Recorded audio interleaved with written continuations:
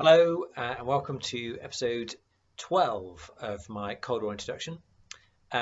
This time we're looking at an endgame topic, and we're going to look specifically at Mikhail Gorbachev. I'm not going to spend too much time on the sort of nuts and bolts of the Gorbachev argument because I did a bit of that in an earlier episode, but we're going to look in some more detail, in particular at the summits with Reagan and how they build into the Gorbachev argument. Just to recap, the Gorbachev argument really is that Gorbachev engineers the end of the Cold War by removing the threat of the Soviet Union to America. He does this in a number of ways. He does this by being personally very much more approachable and trustworthy. He does this by ending the aggression, both in terms of the arms race, but also very importantly in terms of not being expansionist. And key here is pulling out of Afghanistan, announcing that in 1988, completing that in 1989.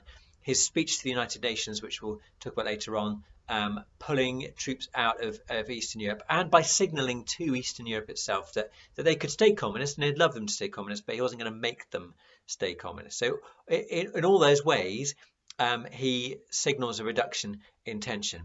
Very importantly as well, Gorbachev begins to water down the communist ideology, or the practical implications of the communist ideology within the Soviet Union. He introduces glasnost, which is a measure of freedom of speech.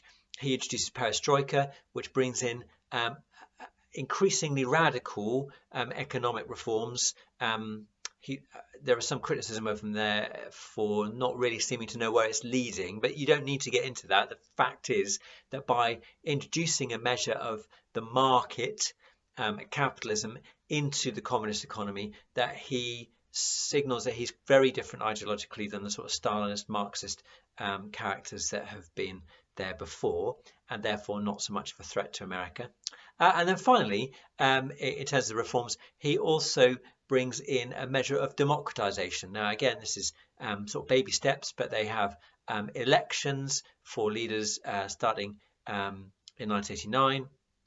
They elect, of course, famously Boris Yeltsin as president of Russia within the Soviet Union, and they elect a Supreme Soviet within Russia and within the Soviet Union and within the other parts of the Soviet Union too.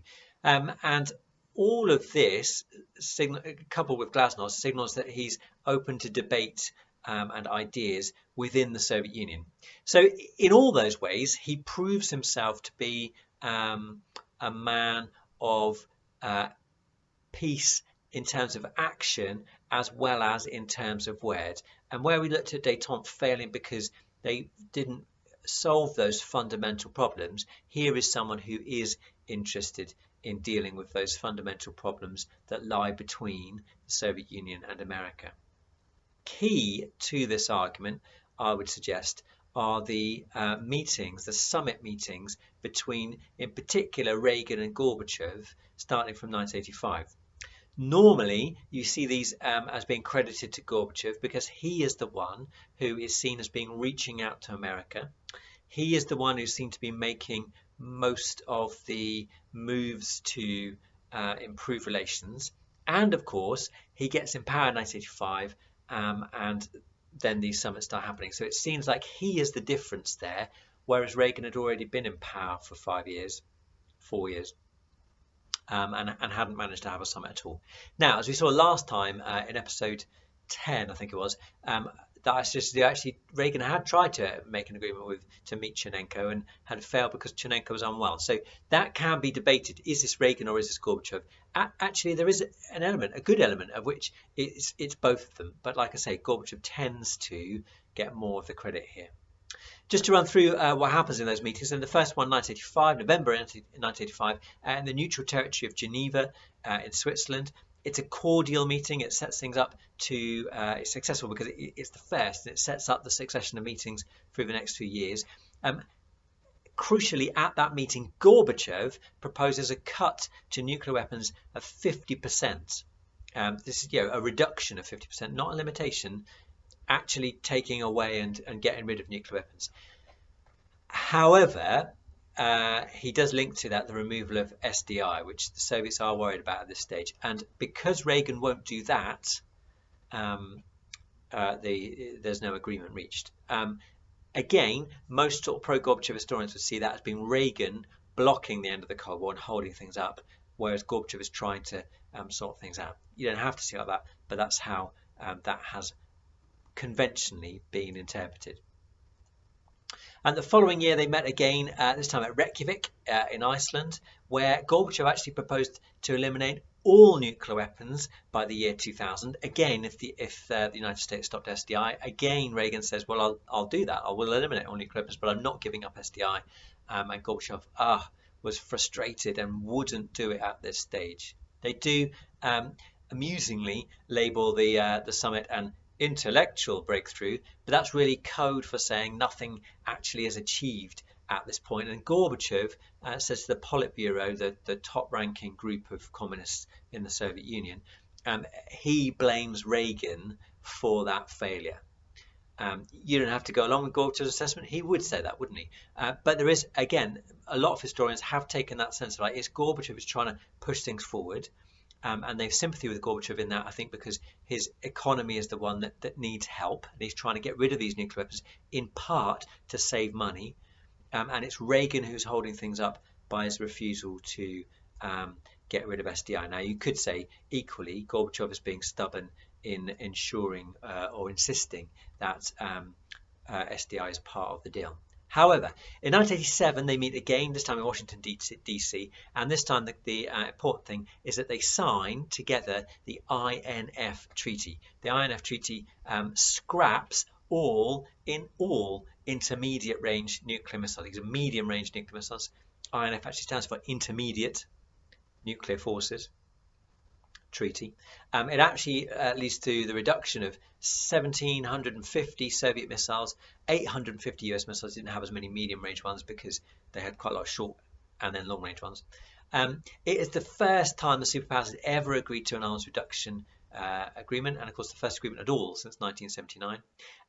Also critically, they agree not only to get rid of them but also to check that there'll be inspectors who can go and watch the destruction. So there's again an element of trust in terms that they'll see it, but also an element of trust that they'll kind of let those inspectors in to look at what's going on.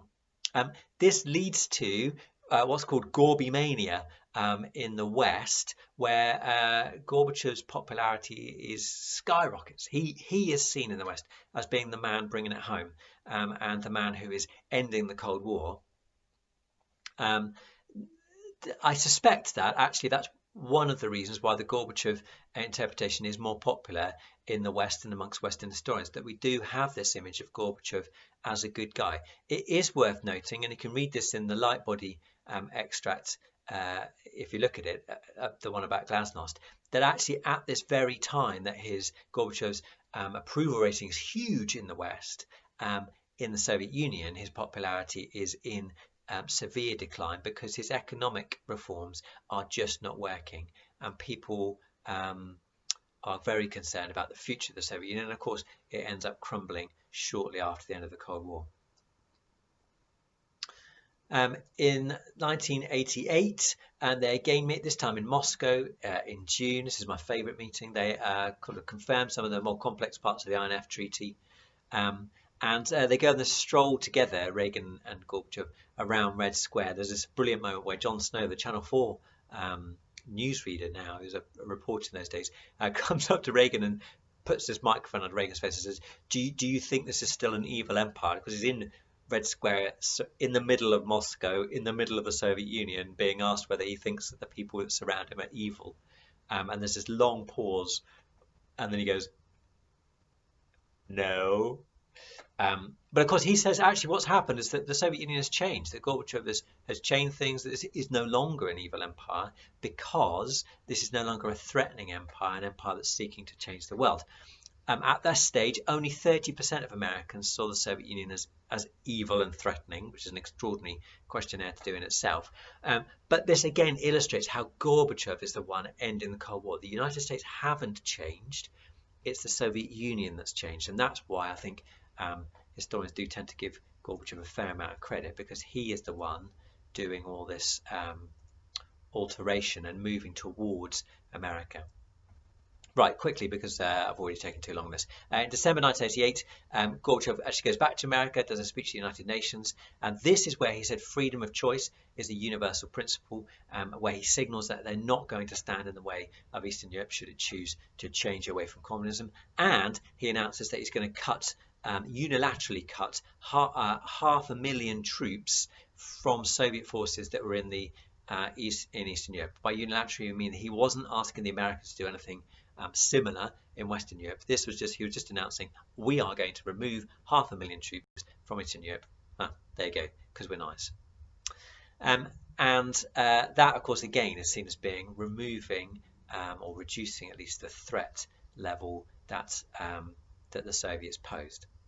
So in all those ways, Gorbachev is the one taking steps towards America, and that's why he's given the credit for ending the Cold War, really for opening the door for the removal of communism in Eastern Europe, but also for being the one who repairs and restores the relationship between the Soviet Union and America. He builds trust, he ends the threat, he's non-aggressive, and therefore he brings peace with him.